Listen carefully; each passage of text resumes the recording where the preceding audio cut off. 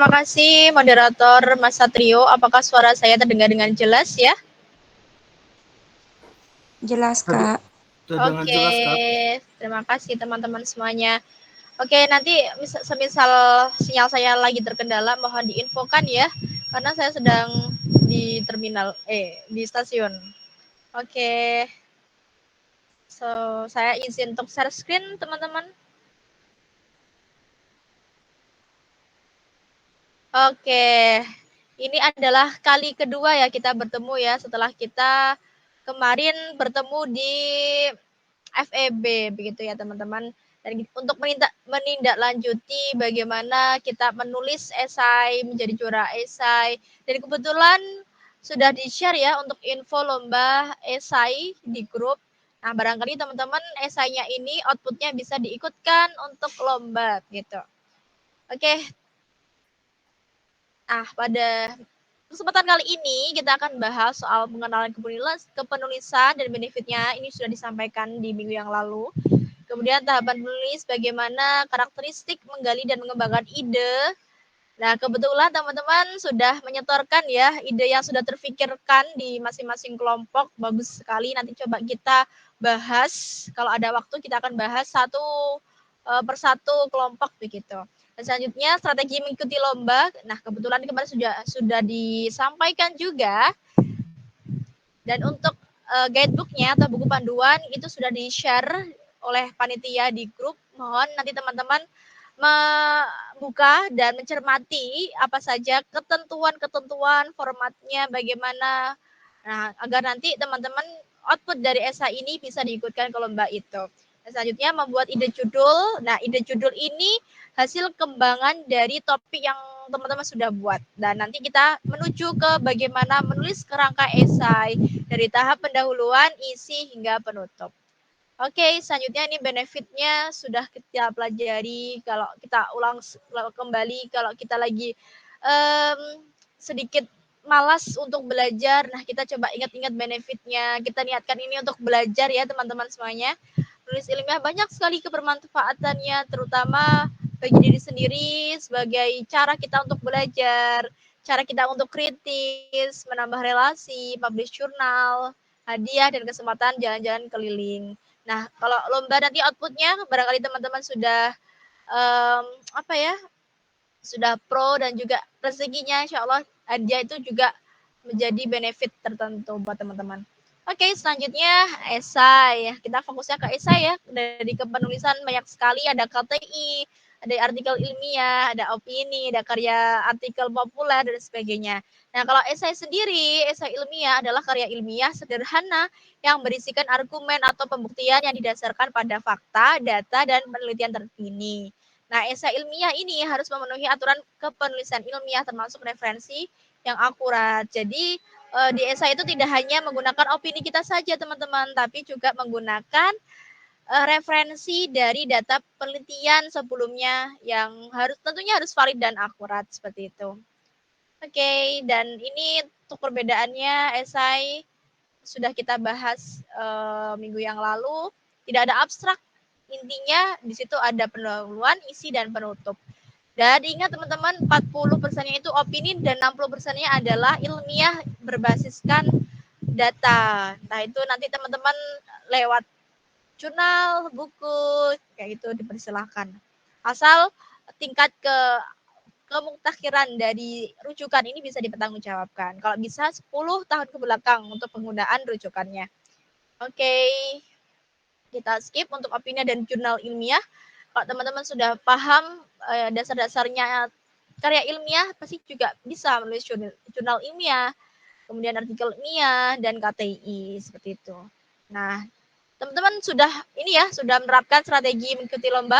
Yang pertama, pemilihan lomba sudah ada, sudah di-share di grup.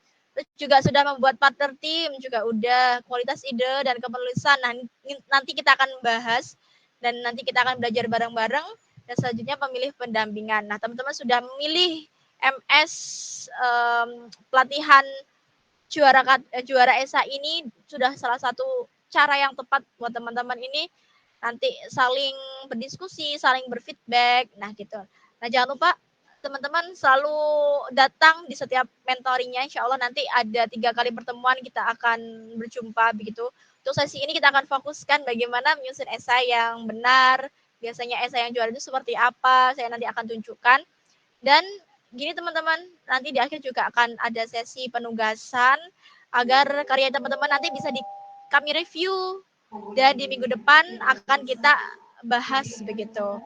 Oke, selanjutnya juara esai nanti yang pertama tentunya ada patuhi pedoman, tawaran inovasinya harus tepat, gunakan konsep smart, measurable, acceptable, realistis gitu.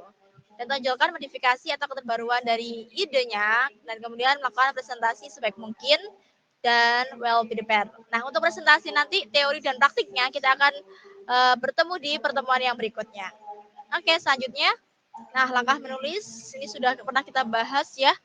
Menggali dan mengembangkan ide dulu, kemudian mempelajari sematika, membuat kerangka penulisan, dan juga kelengkapan administrasi dan pengiriman. Nanti setelah semua ide karyanya sudah selesai, baru dicek kelengkapannya dan minta untuk direview dan kemudian baru finalisasi untuk bisa disubmit gitu ya.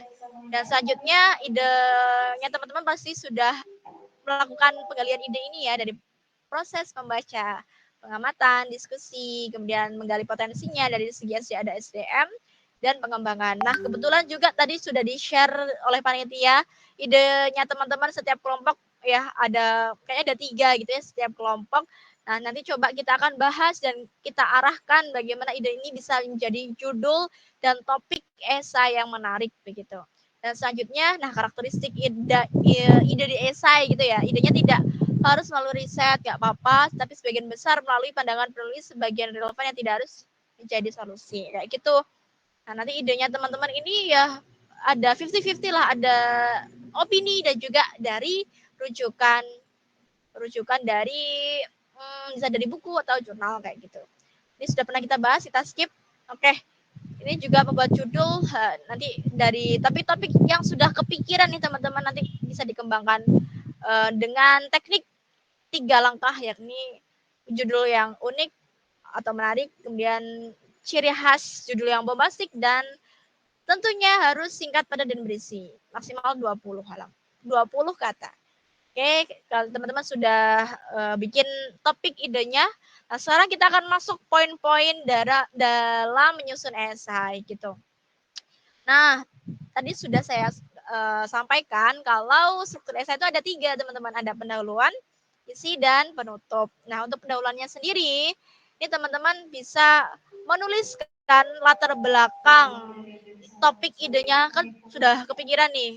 Nah, tuliskan latar belakang apa yang mendasari teman-teman ini untuk membuat kajian atau membuat tulisan esai. Bisa dari data dari kasus-kasus yang sudah terjadi atau bisa dari ini kalau latar belakang itu yang pertama ceritakan kondisi ideal. Kalau kondisi ideal misalkan populasi sebuah warga di Jawa Timur misalkan gitu ya. Populasi warga di Jawa Timur idealnya itu memiliki pekerjaan yang baik, memiliki pendidikan yang tinggi, memiliki ekonomi yang di atas rata-rata dan seperti itu. Tapi nanti di paragraf kemudian teman-teman ceritakan kondisi yang nggak idealnya itu seperti apa, yang dimana kondisi yang tidak ideal ini itu terjadi di lapangan. Nah, teman-teman bisa tuliskan kasus-kasus akibat pengangguran. Contohnya di Jawa Timur tingkat penganggurannya berapa ribu orang pengangguran, kemudian akibatnya pengangguran itu apa. Nah, itu bisa dituliskan di paragraf berikutnya. Nah, kemudian di paragraf setelahnya, teman-teman cari solusi yang sudah pernah ditawarkan. Entah itu solusi dari pemerintah atau solusi dari peneliti lain begitu. Misalkan kebijakan tentang pengangguran ini sudah pernah ada, yakni A, B, C, D. Teman-teman jelaskan di situ. Tapi dari sekian solusi atau kebijakan itu, sorry ya teman-teman agak rame. Oke. Jadi dari beberapa solusi itu, teman-teman analisis bahwa ternyata solusi yang sudah ada ini belum solusi yang sudah ada ini ternyata belum secara efektif gitu. Nah, kemudian solusi dari teman-teman ini hadir untuk menyelesaikan permasalahan yang masih ada gitu. Jadi step by step penyusunan latar belakang esai itu seperti itu teman-teman.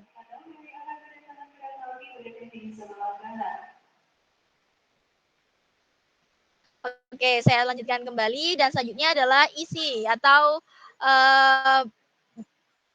bagian inti di sebuah esai itu ada di isi teman-teman.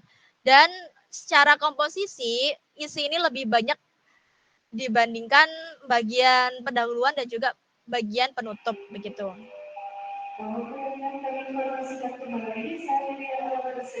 Oke, jadi di isi ini berisi tentang argumen yang struktur dan setiap paragraf berfokus pada satu ide utama yang mendukung esai kita gitu. Misalkan kalau topiknya itu tentang pengangguran, ya jelaskan kondisi terkini soal pengangguran itu bagaimana. Contohnya aja di Jawa Timur, udah berapa ribu kasus pengangguran di Jawa Timur. Jelaskan di situ.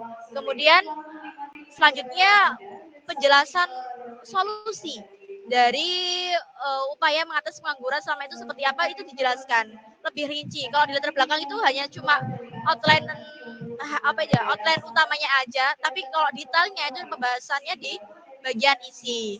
Nah, baru di situ merujuk ke sebuah pembahasan di sorry ya teman-teman, ini rame banget. Oke, selanjutnya di bagian gagasan itu nanti teman-teman jelaskan kalau teman-teman ini punya sebuah aplikasi misalkan ya, aplikasi untuk mengatasi orang-orang yang masih pengangguran. Sekarang kayaknya ada ya aplikasi kerja gitu ya, prakerja. Kalau di Kediri itu ada aplikasi namanya prakerja. Dia juga aplikasi hasil inovasi salah satu warga di Kediri.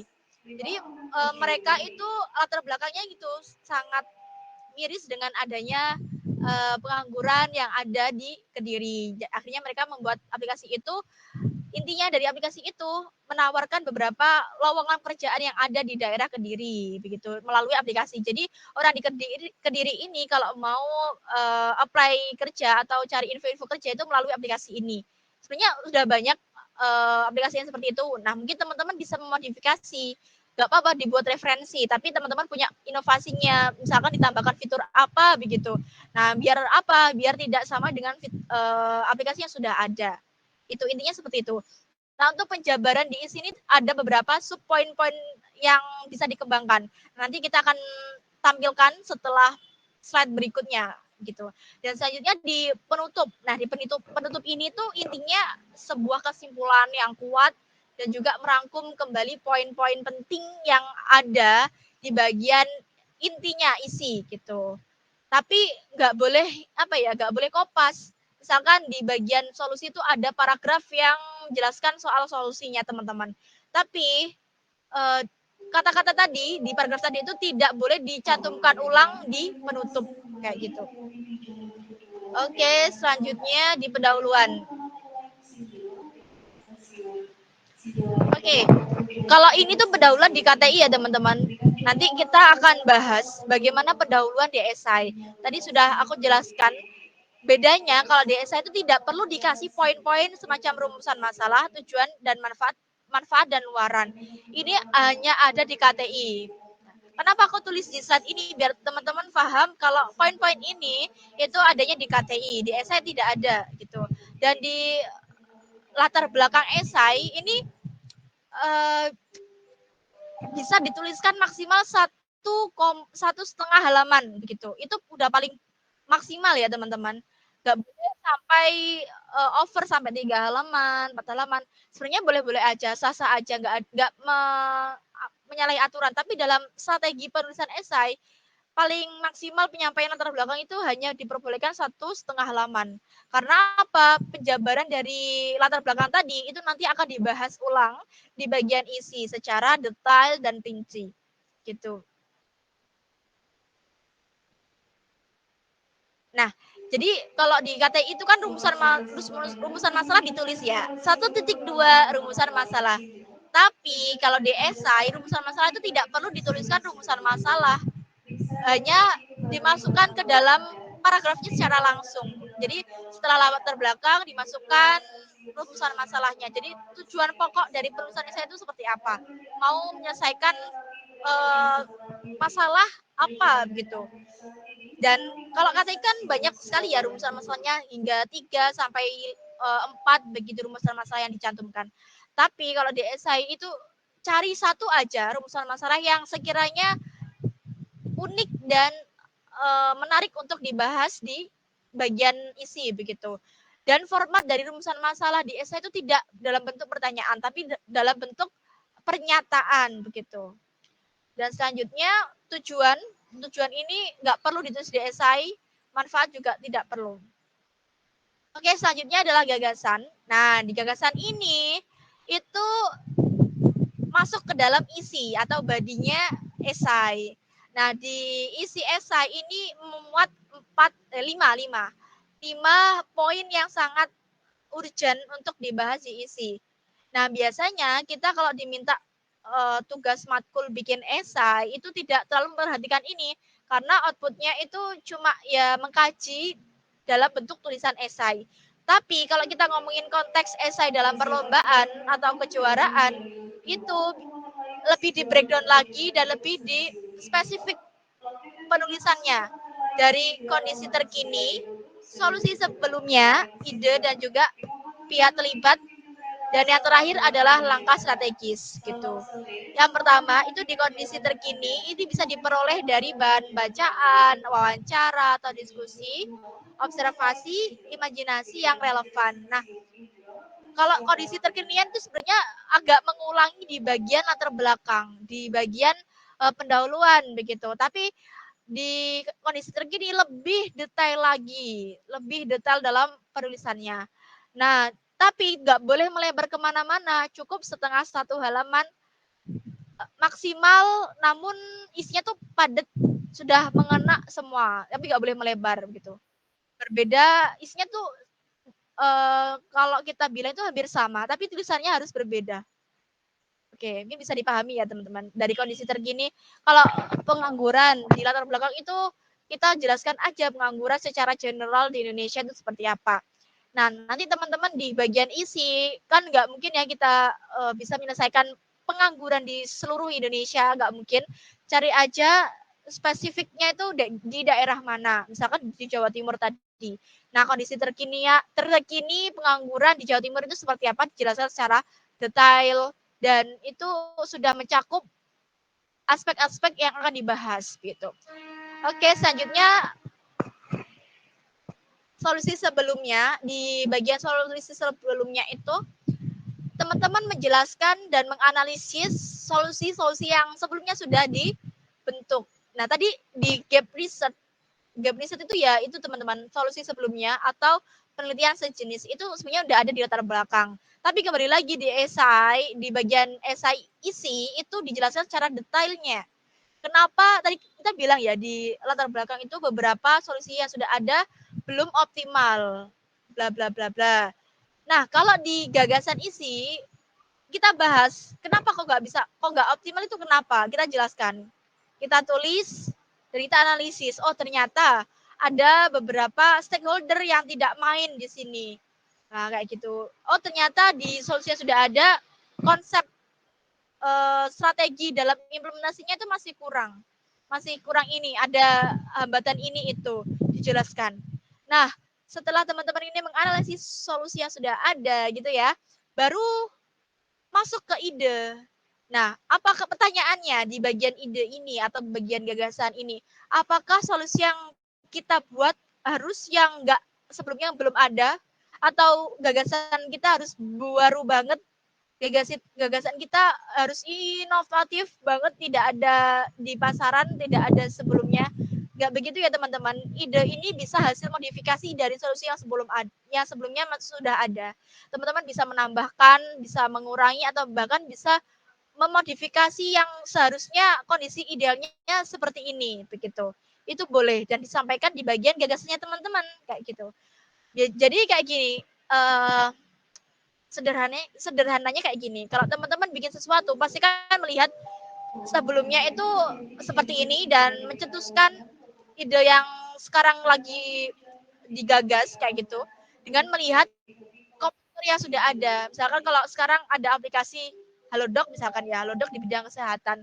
Terus teman-teman ini idenya tentang kesehatan kayak gitu. Boleh kalau terinspirasi sama Halodoc dengan fitur-fiturnya, dengan pelayanan yang diberikan itu boleh sekali, tapi jangan sampai plek-plek. Nah, mungkin teman-teman punya inovasi baru, punya spesifikasi produk yang baru, punya solusi yang baru, meskipun itu nggak 100% baru gitu. Nggak apa-apa sekali. Dan selanjutnya kalau di bagian ide ini ya biasanya lumayan banyak ditulis karena di bagian ide solusi ini teman-teman kalau bisa sangat menjelaskan bagian dari poin terkecilnya begitu. Kalau bikin apa ya produk kira-kira aplikasi gitu ya, aplikasi. Jelaskan fitur-fiturnya apa, jelaskan kegunaan dari fitur ini itu apa, jelaskan bagaimana penggunaannya.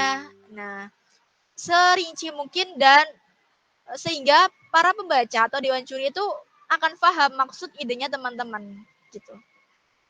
Dan selanjutnya pihak yang terlibat. Nah, jadi di esai yang bagus itu biasanya ada tindak lanjut dari ide. Jadi tidak hanya ide saja yang ditulis, tapi teman-teman itu sudah memiliki pemikiran yang visioner terkait ide yang sudah dibuat. Memiliki rasa tanggung jawab bagaimana mengimplementasikan ide gagasan tersebut, walaupun hanya tulisan, begitu. Intinya, pihak yang terlibat dalam pengimplementasian gagasan, teman-teman. Pihak-pihak yang dipertimbangkan dapat membantu mengimplementasikan gagasan dan peran dari stakeholder ini bisa berkontribusi untuk mengimplementasikan atau merealisasikan gagasannya teman-teman. Ini dibuat bisa dalam bentuk tabel begitu misalkan teman-teman ambil stakeholder pihak yang terlibat ini dari pentahelix ya. Pentahelix stakeholder, ada pemerintah, ada media, ada masyarakat, ada investor dan sebagainya. Nah, teman-teman bisa jabarkan perannya masing-masing. Misalkan pemerintah berperan dalam memberikan kebijakan dengan mendukung sosial si teman-teman ini program X agar dapat diimplementasikan di masyarakat seperti itu. Jadi sesuaikan dengan job desk setiap elemennya. Kalau media ya nggak mungkin bikin kebijakan ya. Kalau bagian media misalkan perannya membantu untuk menyebarkan informasi, eh, kemudian menyebarluaskan informasi, mengkampanyekan ide gagasan ke masyarakat luas, atau dari kalau nggak luas, teman-teman misalkan kalau Jawa Timur ya bisa um, memfokuskan penyebaran informasi kepada masyarakat Jawa Timur seperti itu.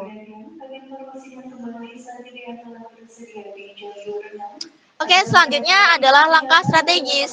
Nah, ini yang penting teman-teman di bagian isi. Jadi teman-teman itu kalau udah menuliskan langkah strategis akan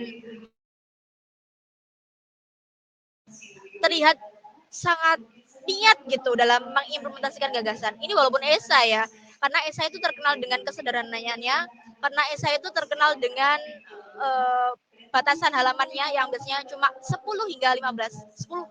10 aja sih kalau esai. Kalau KTI biasanya sampai 15-20. Nah, maka dari itu teman-teman kalau bisa isinya itu memampatkan poin-poin yang sekiranya itu diperlukan oleh dewan juri gitu. Nah, di alur mengimplementasikan gagasan ini tujuannya untuk Oke, jadi alur mengimplementasikan gagasan ini bertujuan untuk pembaruan tujuan atau pembaruan yang diharapkan dapat tercapai. Nah, kayak misal kita contoh kecilnya kita sebagai mahasiswa kalau pengen IPK-nya 4 kan harusnya sebelumnya kita punya langkah strategis cara-cara biar IPK-nya kita 4. Dengan cara apa? Misalkan tiap hari harus belajar minimal 4 jam di luar kuliah, misalkan kayak gitu. Langkah strategis kedua, membuat jadwal yang terstruktur. Yang ketiga, menyicil apa gitu. Kemudian yang kelima dan sebagainya. Nah, semacam step-step tadi itu salah satu bentuk bagaimana kita melakukan langkah yang strategis. Begitupun kalau kita bahas sosial yang tadi kayak pengangguran tadi, alur mengimplementasikan gagasannya itu seperti apa?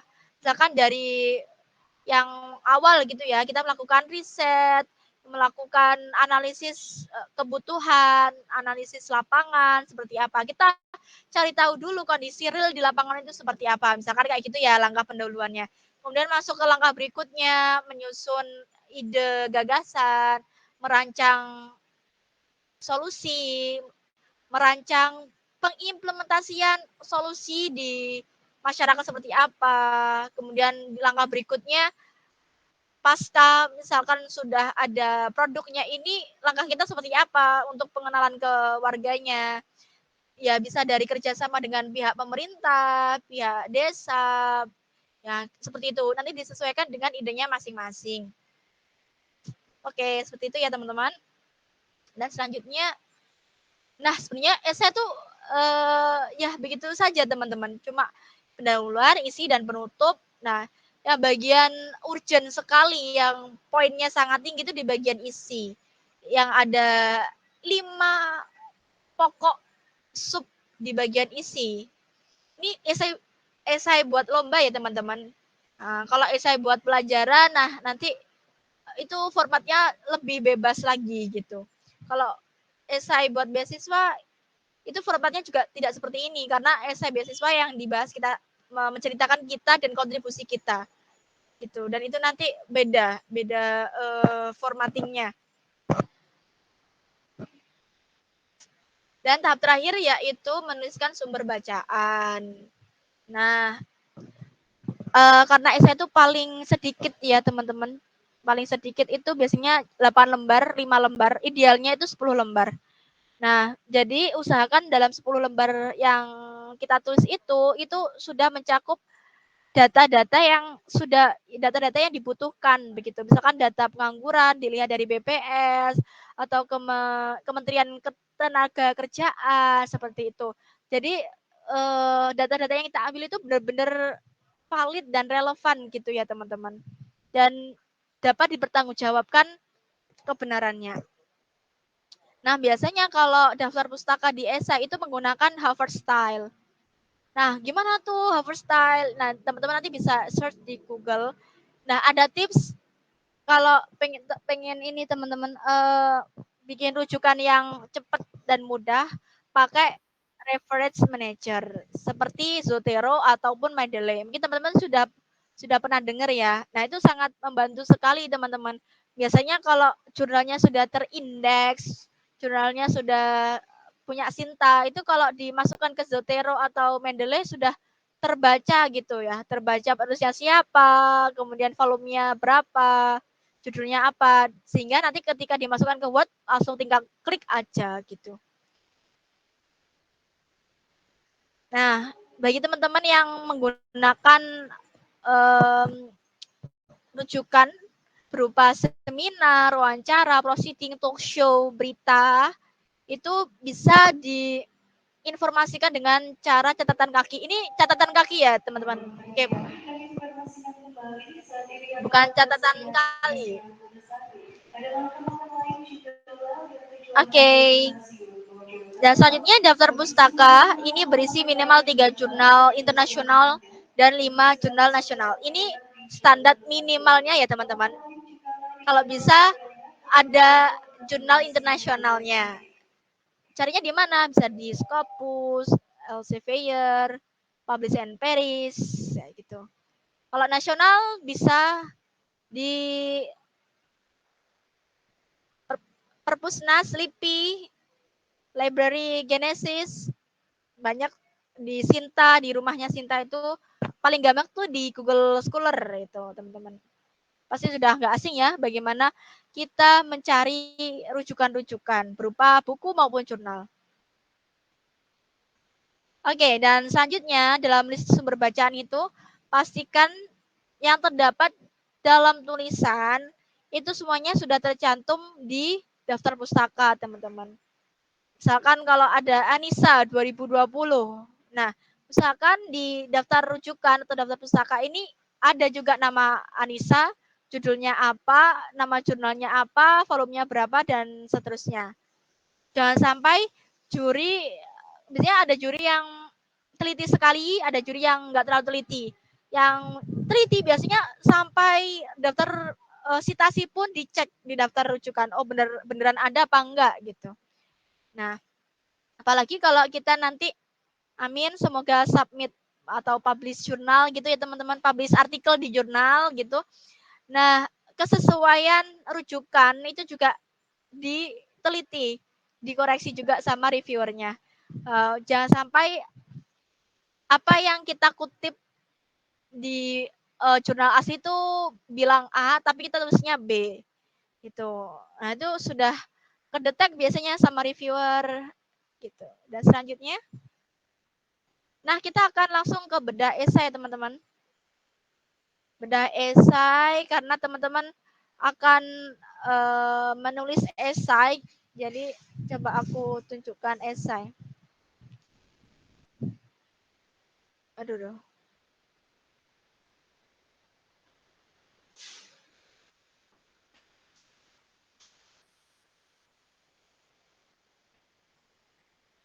Oke, mungkin aku klik ini dulu.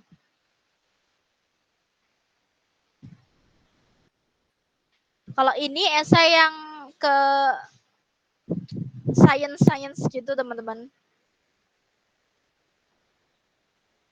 Nah, kayak ini kalau cover esai itu ini tergantung dari pihak penyelenggaranya. Mau formatnya kayak apa?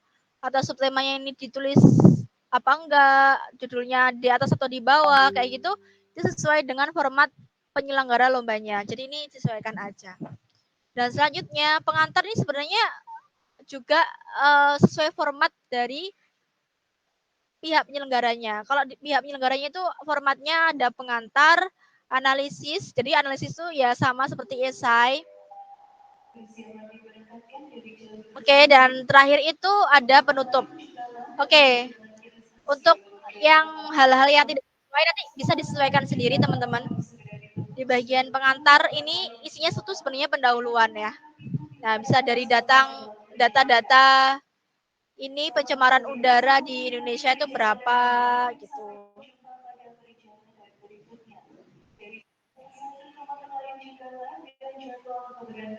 Oke. Oke, selanjutnya, nah setelah paragraf pertama ini sebagai pengenalan, topik yang diangkat teman-teman itu apa sih? Apakah ternyata yang diangkat itu kasus deforestasi hutan. Nah, ini ternyata ada 1,1 juta hektar setiap tahunnya kayak gitu-gitu. Sesuaikan dengan topiknya teman-teman yang mau diangkat itu apa. Misalkan literasi digital, rendahnya literasi di Indonesia kayak gitu. Itu bisa dituliskan. Oh ternyata data dari PISA itu tingkat literasinya Indonesia sekian persen gitu. Disesuaikan dengan topiknya masing-masing. Kemudian paragraf kedua ini juga sebagai pendukung dari paragraf yang pertama. Nah, ternyata kebakaran hutan atau deforestasi hutan ini sudah terjadi sejak 17 gini, 17 dan baru di tahun 1980 terjadi peningkatan kayak gitu. Jadi riset dulu untuk oh gimana kita tahu kalau ternyata sudah terjadi di 17 tahun yang dulu, berarti ya salah satu caranya ya kita harus riset dulu gitu. Riset melalui jurnal. Oke, selanjutnya di bagian paragraf berikutnya ini sebagai pendukung kayak faktor-faktornya itu apa, akibat yang ditimbulkan apa nih akibatnya. Oh ternyata ada hilangnya struktur vegetasi alami, rusaknya habitat satwa liar, matinya flora fauna dan seterusnya. Nah biasanya di bagian pendahuluan itu yang menjadi ciri khas ada pengantar untuk menuju ke gagasan kita. Nah ini kayak contohnya di bagian ini. Jadi permasalahan ini kami membuat gagasan berupa OSEF, ekosistem sekunder terintegrasi sebagai solusi penyerapan karbon. Gagasan ini merupakan bla bla bla bla, pengantar dikit aja. Oh, oke. Okay. Kalau dari segi review ya teman-teman, sebenarnya di pendahuluan ini juga kurang. Belum ada gap research-nya. Gap research itu apakah kebakaran hutan yang selama ini terjadi di Indonesia sudah diatasi dengan solusi ABCD gitu. Nah, itu masih belum ada di sini. Dan selanjutnya di bagian isi analisis ini ya nama lain dari isi ya. Ini tergantung penyelenggaranya. Kalau misalkan mau isi, itu tulis aja isi gitu. Kebetulan ini penyelenggaranya pengennya formatnya analisis gitu teman-teman. Dan di dalamnya itu bisa langsung dijelaskan mengenai konsep gagasan OSEF, gagasannya teman-teman itu apa, desainnya seperti apa. Ini lumayan panjang ya kalau menjelaskan gagasannya karena isi memang lebih ke gagasan gitu teman-teman. Nah, ini yang aku maksud tadi pihak-pihak yang membantu mengimplementasikan gagasan. Bisa dari masyarakat, arsitek, investor, pemerintah, dan mahasiswa. Dia punya peran masing-masing. Dan selanjutnya yang tadi aku maksud strategi pelaksanaan gagasan itu nama lain dari pelaksanaan gagasan dan prosedur teknis. Jadi di tahap ini tuh sama aja seperti strategi implementasian gagasan. Dari tahap konsepsi ini meliputi tahapan awal dari pembuatan OSEF kayak gitu. Dari studi kelayakan dulu, studi pendahuluan. Kalau kita bikin media, pengembangan media gitu ya, sebenarnya kita harus need assessment dulu ya. Uji pendahuluan ke kelompok yang mau kita sasar kayak gitu. Membuat blueprint. Nah, membuat blueprint ini juga di bagian awal, bagian konsepsi. Oke, aduh, sorry.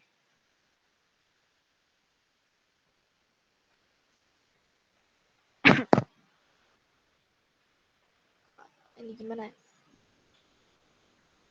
Oke, selanjutnya. Nah, untuk konsepsi ini, teman-teman juga bisa menyantumkan tahapan ini tuh kira-kira dapat terimplementasi di tahun berapa sampai berapa. Karena gagasan ini tuh lebih ke futuristik pembuatan bangunan atau pembuatan kawasan gitu ya. Jadi membutuhkan waktu yang relatif panjang. Itu bisa dicantumkan. Dari tahapan 2021 hingga 2023 misalkan. Kemudian tahap pendefinisian, tahap implementasi, tahap operasional kayak gitu. Nah, ini nanti sesuaikan juga dengan idenya teman-teman. Oke, selanjutnya adalah tahap kesimpulan. Nah, kesimpulan ini sebenarnya menyimpulkan gagasan kita, lebih ke menjawab tujuan. Misalkan kalau tujuan kita itu pengen membuat konsep OSEF gitu ya. Yang bisa dijelaskan OSEF dapat menjadi suatu inovasi yang bla bla bla bla bla. OSEF akan diimplementasikan dalam 10 tahun ke depan dengan bla bla bla. Lebih ke ringkasan gitu ya, teman-teman. Dan jangan lupa diakhiri dengan rekomendasi. Rekomendasi itu daftar rujukan atau daftar pustaka. Itu teman-teman.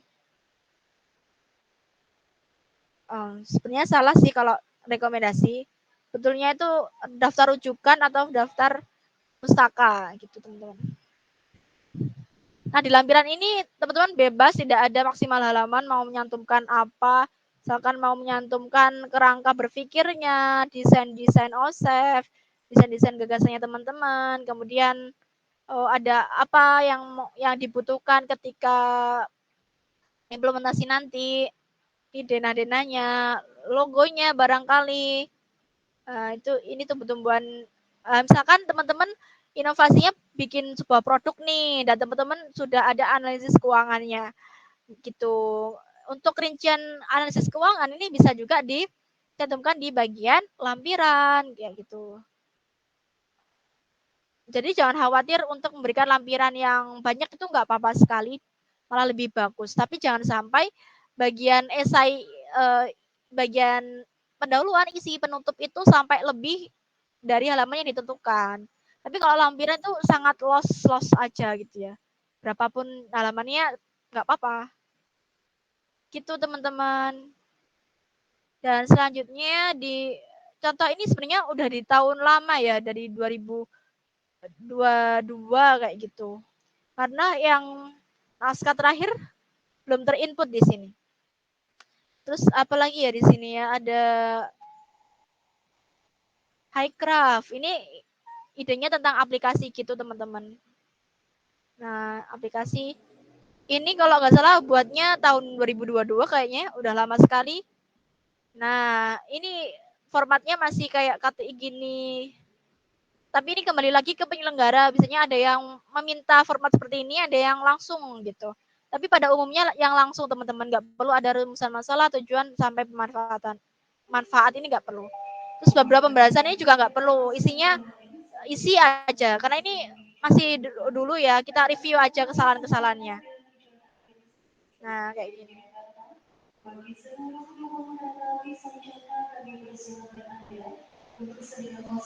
Nah, ini juga jelaskan.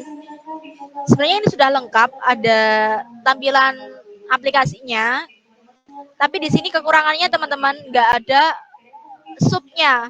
Misalkan sub konsep aplikasi Highcraft misalkan gitu. Tapi di sini nggak ada, itu kekurangannya. Nah, ini penutup sama isinya itu ya kesimpulan dan saran teman-teman. Oke.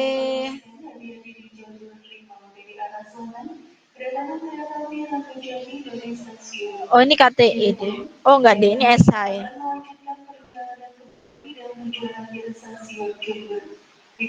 Ini bahas soal teknologi agrivoltaik. Kayak gini. Ini masih sangat sederhana kayaknya dan masih banyak kekurangan. Dalam inti esai itu seperti itu ya teman-teman ya. Ini menyusunnya 2022. Oke. Kayak gitu. Pokoknya ada pendahuluan, terus ada konsep sistemnya itu seperti apa.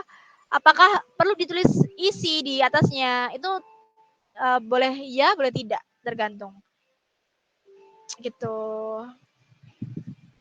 Langkah strategisnya. Oh, sorry.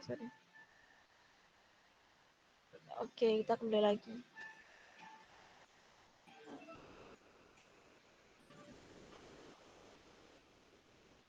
Oke, pokoknya kuncinya teman-teman jangan pernah menyerah ketika gagal. Terus konsisten aja, apalagi menyusun esai itu butuh uh, ketelatenan gitu. Oke, untuk yang terakhir, karya yang baik adalah karya yang dimulai dan diselesaikan. Jangan sampai ide-ide yang sudah terfikirkan, yang sudah disapit tadi, itu hanya terbatas berhenti di ide saja dan belum direalisasikan dalam sebuah karya. Gitu. Meskipun um, masih pemula itu nggak apa-apa teman-teman. Setidaknya dalam perjalanan hidup kita itu sudah ada portofolio karya apa saja yang sudah pernah kita bikin, tulisan apa yang sudah pernah kita bikin. Nah, itu menjadi arsip portofolio. Oh, ternyata perjalanan menulisku seperti ini loh. Nanti di kemudian hari kita bisa membandingkan, oh tulisan saya sekarang dengan tulisan saya di 2 tahun yang lalu. Oh ternyata sudah berprogres ya seperti itu. Dan itu kembali lagi ke penilaian diri kita masing-masing gitu teman-teman. Oke, terima kasih itu aja untuk materi terkait esai.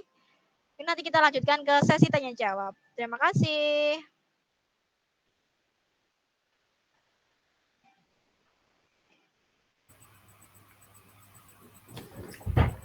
Wah, materi yang sangat berharga ya teman-teman untuk kita semua. Baik, untuk selanjutnya adalah sesi tanya jawab. Sebelumnya, mohon maaf Mbak Vina, izin bertanya, apakah sesi tanya jawabnya langsung ditampung terlebih dahulu atau langsung dijawab oleh Mbak Vinanya? Oke, bisa langsung aja dijawab. Oh, baik Mbak. Oke. Bagi teman-teman yang ingin bertanya kepada Ukina Vina, dipersilakan untuk mengklik tombol raise hand terlebih dahulu. Dipersilakan teman-teman yang ingin bertanya.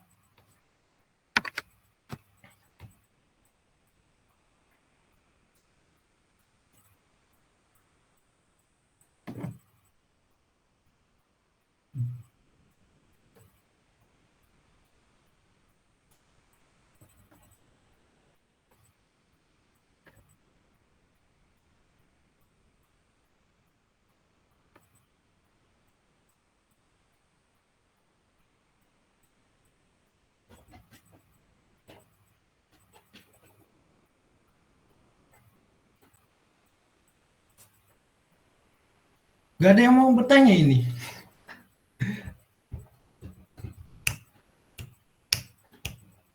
Ada nggak? Ada nggak? Ada nggak?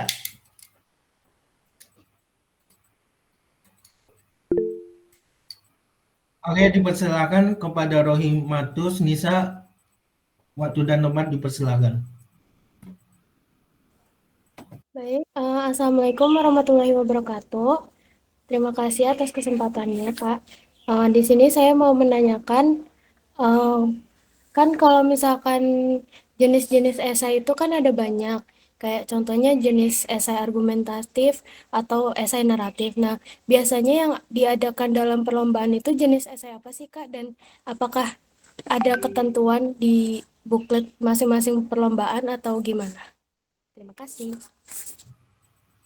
Baik, terima kasih atas pertanyaannya. Kepada Ukina Vina, dipersilakan untuk menjawab. Oke, terima kasih Ukti Rahimatun. Pertanyaan yang bagus ya. Betul sekali, esai itu banyak sekali jenisnya. Ada esai argumentatif, ada esai opini, ada esai ilmiah gitu. Dan tadi yang aku jelaskan itu struktur esai yang seringkali diperlombakan begitu. Nah, biasanya esai-esai dalam perguruan tinggi itu kan banyak sekali nih subtemanya, ada teknologi, kesehatan, lingkungan, dan lain sebagainya. Nah, tipe-tipe esai yang memiliki struktur yang rinci seperti tadi, itu biasanya esai-esai yang juara gitu. Itu Rohima.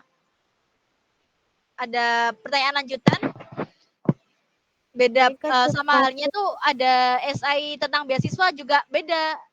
Strukturnya juga sangat beda dengan yang aku sampaikan tadi. Jadi lihat-lihat dulu untuk esainya itu untuk apa? Apakah tugas tugas kuliah atau buat lomba atau buat beasiswa gitu. Nah, berhubung ini kita konteksnya menjadi juara esai gitu ya. Jadi aku sampaikan secara spesifik ke esai yang biasanya dipergunakan untuk perlombaan. Seperti itu. Baik, Kak. Terima kasih. Oke, sami-sami. Baik, terima kasih atas jawaban dari Ukina Vina. Kepada teman-teman, apakah ada yang dipertanyakan lagi? Monggo. Apakah ada yang masih bertanya?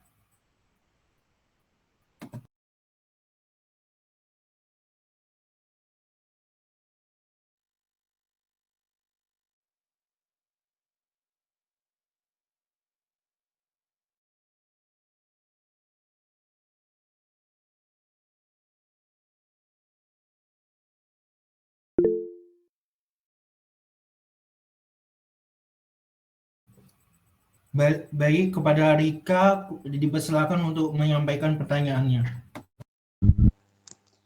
Baik, sebelumnya maaf saya izin off cam karena kendala sinyal.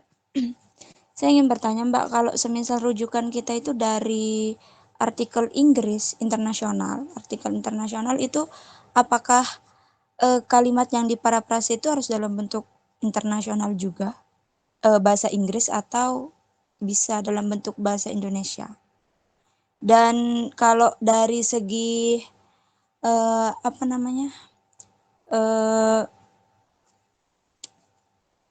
suatu produk inovasi, produk yang telah diciptakan kemudian kita inovasi gitu kan Mbak ya. Nah, kemudian itu dari segi desainnya sebenarnya saya ingin bertanya untuk aplikasi desainer sih Mbak yang apa namanya mungkin sering digunakan untuk mendesain suatu produk atau rancangan seperti itu.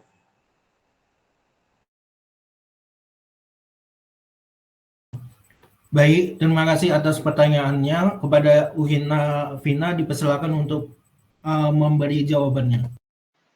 Terima kasih. Terima kasih Mbak Rika untuk pertanyaannya. Ini pertanyaan relate sekali karena dulu saya belajar esai juga sempat kepikiran gimana ya caranya bikin prototype aplikasi. Padahal kan aku bukan anak informatika, bukan anak TI, bukan anak desain gitu ya. Oke, untuk pertanyaan yang pertama dulu. Kalau kita mengambil rujukan dari jurnal bahasa Inggris, apakah bahasa Inggris ini yang akan dicantumkan langsung? Oke, lebih baik ini ya tipsnya, kalau rujukan bahasa Inggris atau jurnal dari berbahasa Inggris, lebih baik ditranslate dulu ke bahasa Indonesia. Jadi dalam pengutipan itu ada dua teman-teman, ada pengutipan langsung dan juga pengutipan tidak langsung. Pengutipan langsung itu kita langsung kopas, kemudian langsung kopas dikasih tanda kurung, kalau ini tuh pernyataan dari X 2024 gitu. Itu pengutipan langsung. Tapi kita tidak disarankan untuk menggunakan pengutipan langsung. Karena apa? Karena kalau diturnitin itu pasti keblok warna gitu. Langsung wah ini udah langsung terindikasi plagiasi gitu. Nah, alangkah lebih baik kita menggunakan pengutipan yang kedua, pengutipan tidak langsung dengan cara kalau jurnalnya bahasa Inggris, kita translate dulu ke bahasa Indonesia, kita pahami maksudnya apa, dan kita tuliskan kembali dengan bahasa kita sendiri. Gitu. Dan jangan lupa untuk menambahkan citasinya. Misalkan citasinya X 2024, seperti itu. Oke, itu tadi untuk pertanyaan yang pertama. Pertanyaan yang kedua, nah gimana Mbak kalau misalkan ide kita itu dalam bentuk aplikasi gitu ya, cara desainnya gimana? Dulu aku juga sempat kepikiran seperti itu. Bahkan kalau aplikasi idenya kadang nggak buat desainnya karena nggak bisa gitu ya. Caranya gimana bikin aplikasi, tampilan aplikasi gimana gitu. Dan pada akhirnya sekarang menemukan tipsnya, teman-teman cuma bermodalkan Canva aja gitu. Gak bisa banget di Canva. Nanti gini, bikin kosongan gitu ya, putih, nanti di elemen, teman-teman klik mockup HP atau mockup laptop. Nah, untuk isinya bisa diambil dari template di Canva. Teman-teman bisa ketik tampilan website apa gitu ya, langsung merujuk ke idenya. Misalkan tampilan website aplikasi kesehatan gitu kadang udah muncul. Udah muncul di atasnya udah ada fitur home-nya, fitur eh, layanan e-service dan sebagainya yang bisa diubah-ubah gitu. Nah, ambil aja template itu, kemudian diubah, kemudian di-download dalam bentuk PNG. Setelah udah PNG, kembali lagi ke yang desain mockup tadi. Desain mockup tadi itu kan bisa diubah ya, dalamnya, isinya itu, gambarnya. Diubah, dimasukkan aja ke situ. Udah jadi mockup sederhana gitu. Nah, itu sih cuma bermodalkan Canva itu udah bisa. Tapi kalau teman-teman punya skill mendesain nih, boleh. Kalau temanku biasanya pakai Adobe Illustrator itu, terus pakai apa? Lupa. Figma. Kalau aplikasi ya, biasanya pakai Figma itu. Itu mungkin Mbak Rika untuk jawabannya. Baik Mbak, terima kasih banyak.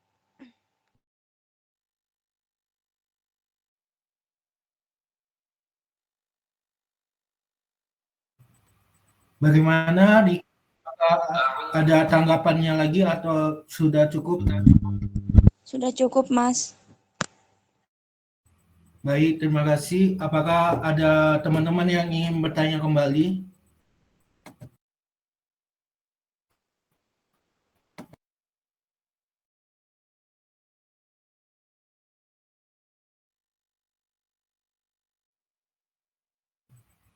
Rika, matikan resign-nya.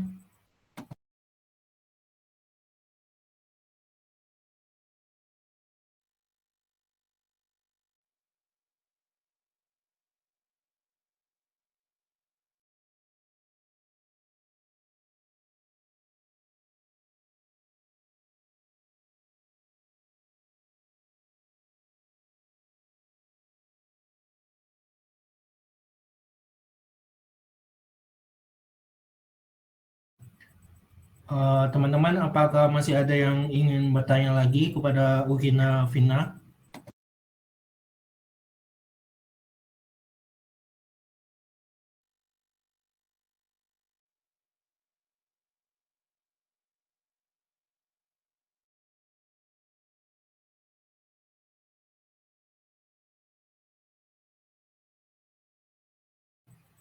Ya, kepada Mas Najak dipersilakan untuk bertanya.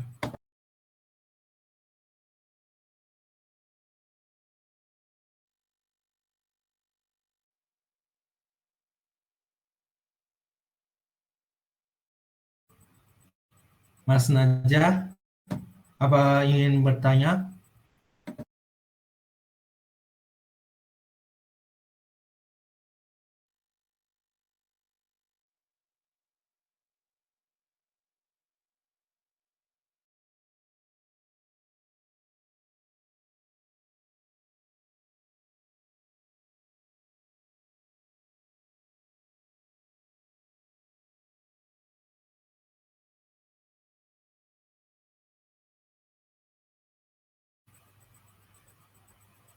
Sekali lagi, apakah teman-teman masih ada ingin bertanya kepada Ukina Vina? Jika tidak ada yang ingin bertanya lagi, oke, kepada Rika dipersilakan kembali. Maaf Mbak, ini saya mau menanyakan terkait e-booknya. Kira-kira dikirim kapan nggih? Oke, untuk e-booknya atau modulnya nanti kira-kira bisa baru download itu sekitar malam ya, habis maghrib kayaknya ya. Oke. Baik Mbak, terima kasih. Oke.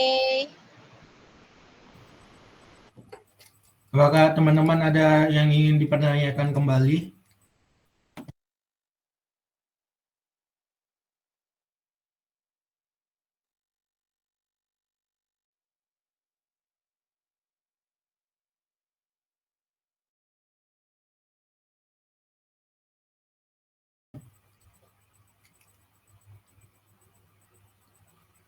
Apakah teman-teman ada yang ingin bertanya kembali? Jika tidak ada, saya lanjut ke acara berikutnya.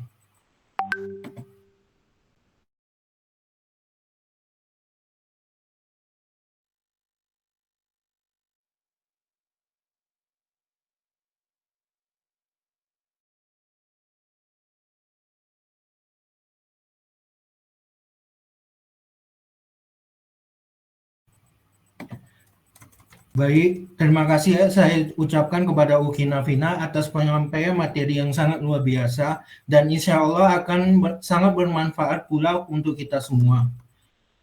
Baiklah, acara selanjutnya adalah pemaparan tugas. Kepada panitia yang bertugas dipersilahkan.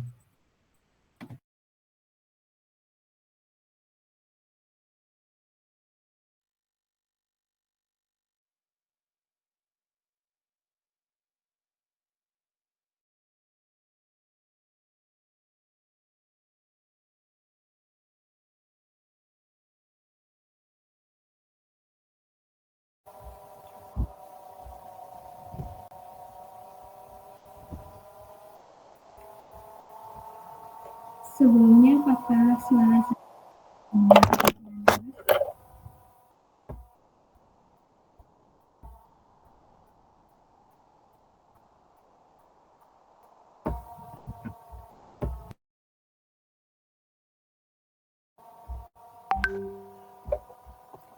Baik, di sini saya akan membacakan prosedur pengumpulan dan kriteria penilaian tugas.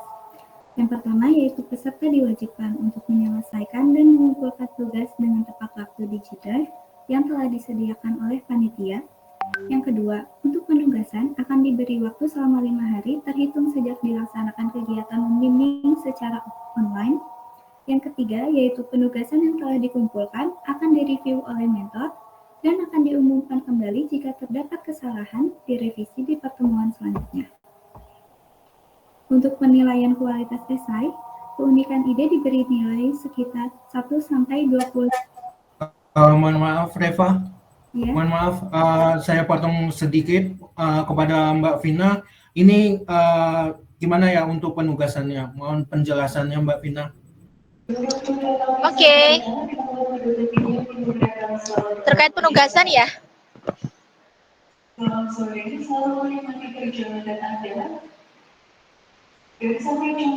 Bentar ya teman-teman.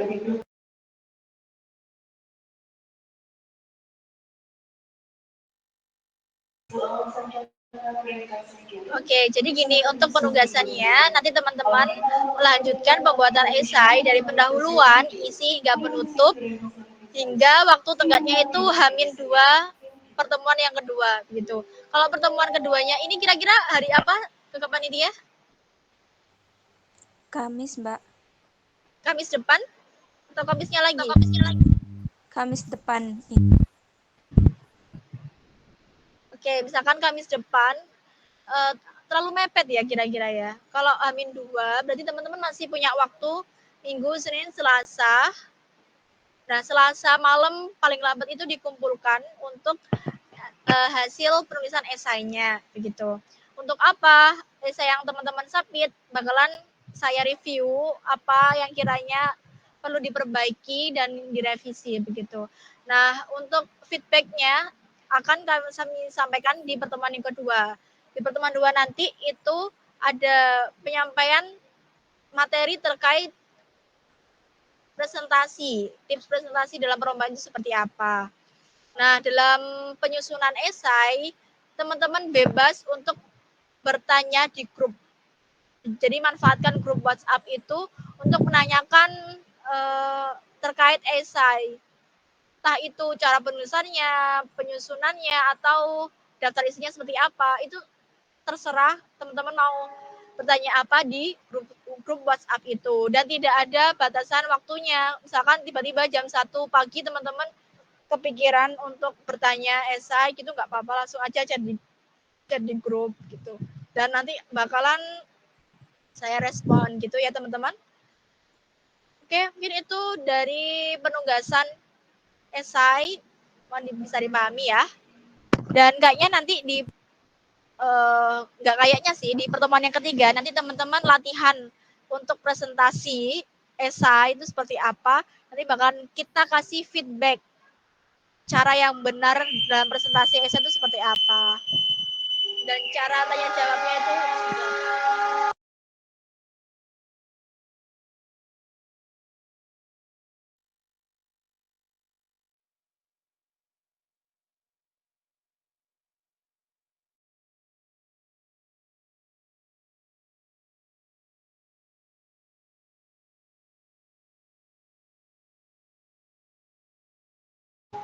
oke, itu saja yang disampaikan untuk tugas pertama. Saya kembalikan lagi ke moderator. Baik, terima kasih kepada Mbak Vina. Cara selanjutnya adalah pemaparan tugas kepada panitia yang bertugas, dipersilakan. Baik, di sini saya akan membacakan pemaparan tugas untuk pertemuan yang pertama, yaitu melanjutkan pembuatan esai dari pendahuluan, isi, dan penutup. Lalu prosedur pengumpulan dan kriteria penilaian tugas, yaitu yang pertama, peserta diwajibkan untuk menyelesaikan dan mengumpulkan tugas dengan tepat waktu di G-Drive yang telah disediakan oleh panitia. Yang kedua, untuk penugasan akan diberi waktu selama 5 hari, terhitung sejak dilaksanakannya kegiatan mentoring secara online. Yang keempat, penugasan yang telah dikumpulkan akan direview oleh mentor dan akan diumumkan kembali jika terdapat kesalahan di pertemuan selanjutnya.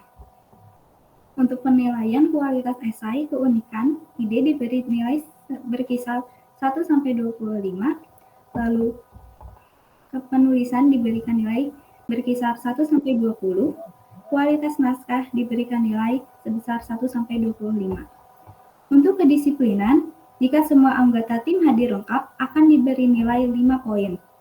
Jika hadir 1 orang akan diberikan 2 poin, dan jika tidak hadir keduanya, tidak akan diberikan poin. Lalu, dalam ketepatan waktu pengumpulan, pada pengumpulan Ahad sampai Selasa akan diberi 5 poin, Rabu sampai Kamis akan diberikan 2 poin, telat akan diberikan 0 poin. Baik, segitu saja yang bisa saya sampaikan terhadap prosedur dan cara pengumpulan tugasnya. Saya kembalikan kepada moderator. Terima kasih.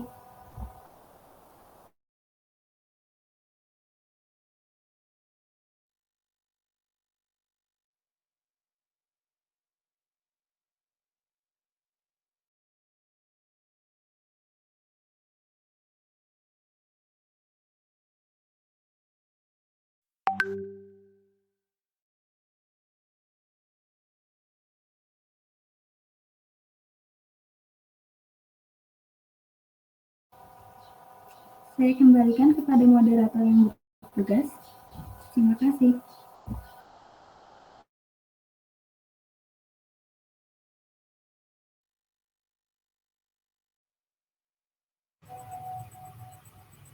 Untuk acara selanjutnya yaitu mengisi link presensi. Kepada panitia yang bertugas dimohon untuk mengirim link presensi.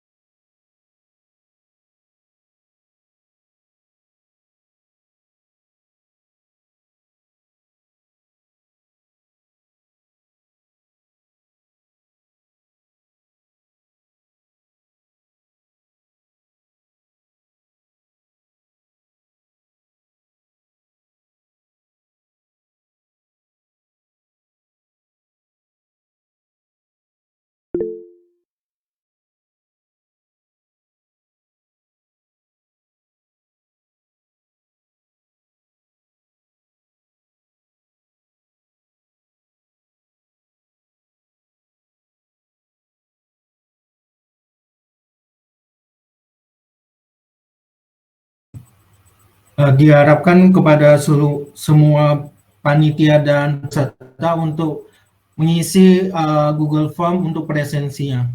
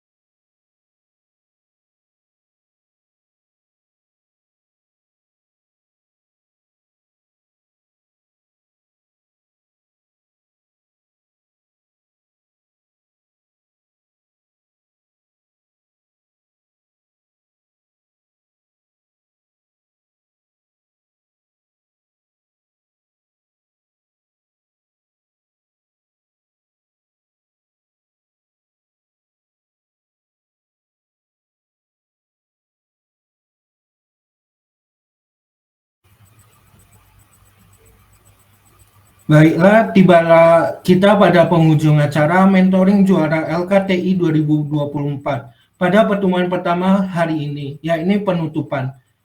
Marilah kita tutup acara mentoring juara LKTI tahun 2024 ini dengan bersama-sama membaca hamdalah dan doa kafaratul majelis.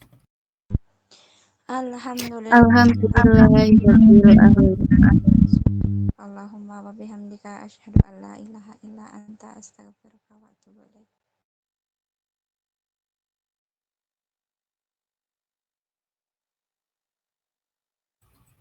Sekian dari saya. Apabila ada perkataan dan kesalahan yang tidak disengaja saya perbuat, saya memohon maaf yang sebesar-besarnya.